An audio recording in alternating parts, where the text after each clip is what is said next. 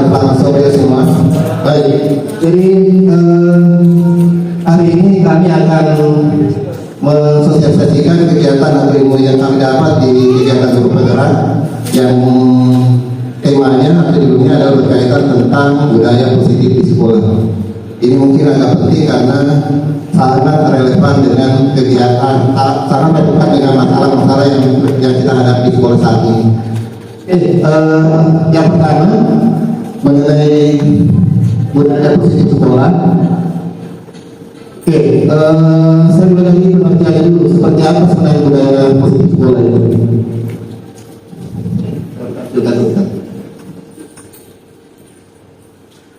Kalau kita berbicara mengenai budaya positif sekolah, berarti kita berbicara tentang salah satu budaya positif sekolah itu adalah disiplin positif. Ya.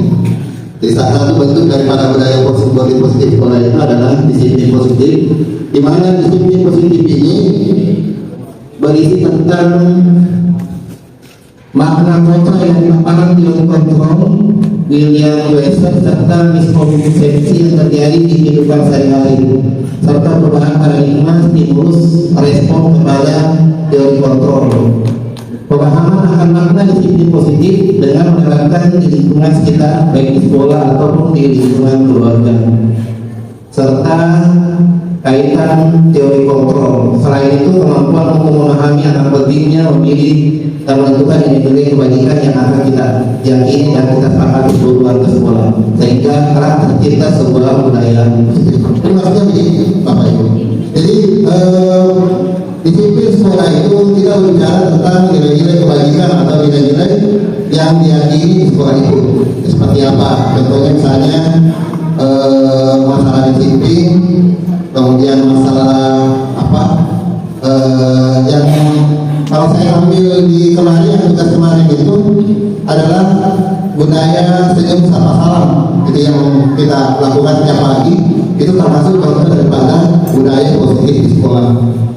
Kemudian berikut,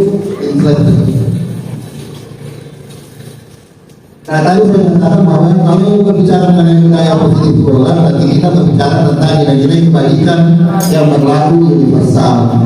Ya, nilai-nilai kebajikan itu apa?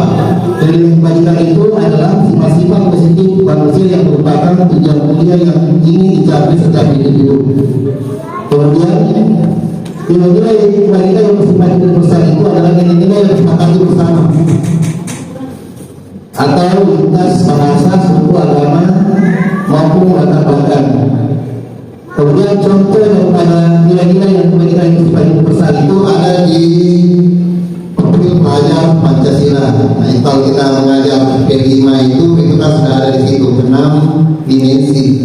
Itu semuanya adalah nilai-nilai kebajikan yang bersifat universal.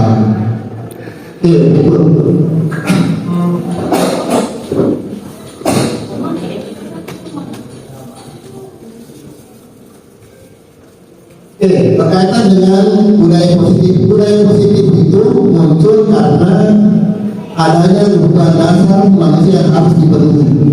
Ya, jadi untuk menerapkan daripada budaya positif di sekolah itu harus berdasarkan kebutuhan manusia. Selama ini kan kita menerapkan disiplin itu tidak memperhatikan daripada budaya daripada siswa kita tidak memperhatikan kebutuhan daripada siswa kita. Padahal sebenarnya itu untuk menerapkan budaya positif sekolah itu harus berdasarkan pada kebutuhan dasar siswa kita. Kemudian kebutuhan apa yang termasuk kebutuhan dasar siswa kita? Coba slide berikutnya. Nah ini bisa. Menurut William Webster, kebutuhan siswa atau kebutuhan manusia itu pada dasarnya ada 5 ya. Yang pertama adalah kebutuhan untuk hidup. Kemudian yang kedua adalah kebutuhan penguasaan atau ilmu pengetahuan. Kemudian yang ketiga kebutuhan akan kesenangan. Kemudian yang keempat kasih sayang dan rasa diterima. Kemudian yang kelima adalah kebutuhan akan kebebasan atau kebutuhan akan pilihan. Nah itulah jenis kebutuhan yang menjadi menjadi perhatian kita sebagai guru supaya kita bisa menemukan nilai-nilai budaya positif. Kemudian berikut, nah, budaya positif ini akan terwujud, akan tercapai apabila ada motivasi dari siswa. Ada motivasi siswa. Nah, pertanyaannya motivasi itu apa? Mungkin tadi Bapak Ibu mungkin ada yang bisa menjelaskan motivasi itu. Nah, tadi pertanyaan itu yang berkaitan tentang 5 kebutuhan dasar manusia. Kemudian selain motivasi, yang penting juga dalam budaya positif sekolah itu, budaya positif sekolah adalah hukuman. Nah, ini pemberian hukuman, biasanya kita guru itu identik dengan hukuman. Ada beberapa biasanya itu kita lakukan itu, kita menganggap bahwa itu hukuman bisa merubah itu siswa. Ternyata setelah saya masuk guru penggerak, ternyata itu hukuman itu ada juga dampaknya, ada juga dampak negatifnya, yaitu bisa menyebabkan itu siswa itu dendam seperti itu. Jadi kalau misalnya tidak ada pembinaan, tidak ada ini, ya mungkin itu efeknya itu bersifat negatif bagi siswa. Tuh. Kemudian apalagi ada juga berupa penghargaan. Nah, ini juga penghargaan hadir. Biasanya itu kita itu identik. Jadi kalau ada misalnya siswa yang ingin kita kasih penghargaan, kalau saya sering memberikan penghargaan, tetapi ternyata setelah saya mendapat pendidikan di sana di pendidikan berpenggerak, ternyata penghargaan itu ya justru juga seperti itu. Jadi ada efek ketergantungan siswa terhadap penghargaan. Jadi merasa dia ini bukan prestasinya, tapi karena bahannya yang dia inginkan, seperti itu. Itu yang ini. Jadi berikut. Nah, kemudian apalagi ada juga motivasi berdasarkan manajemen, manajemen kontrol ya. Nah, yang kita inginkan sebagai guru itu adalah bukan memberikan penghargaan, bukan memberikan hukuman, tetapi kita posisinya sebagai manajer. Manajer itu mana? Manajer itu artinya ada masalah siswa, yang ada masalah siswa, kemudian masalah siswa itu kita sudah hukum. Jadi itu kita sebagai manajer seperti itu. Ya. Nah, itu kan yang kita disebut dengan menggunakan istilah restitusi. Jadi restitusi itu adalah bagaimana cara menyelesaikan masalah siswa, ya, dengan cara apa? Dengan cara siswa sendiri ya mencari solusinya. Seperti itu. Kalau selama ini kan kita sendiri yang selesaikan masalahnya. Kalau restitusi tidak. Restitusi itu artinya masalah itu disepakati oleh siswa maupun siswa, kemudian siswa itu harus berusaha untuk menyelesaikan masalahnya sendiri. Nah, berkaitan tentang restitusi, saya berikan sendiri. Restitusi itu ada 3 langkah yang kita lakukan. Yang pertama adalah coba diingatkan dulu.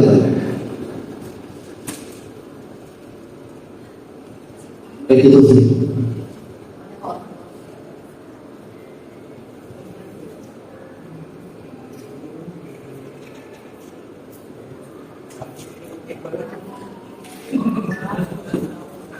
Ya, oke. Jadi yang pertama adalah yang kita lakukan dalam menggunakan restitusi, di mana guru berfungsi sebagai manajer.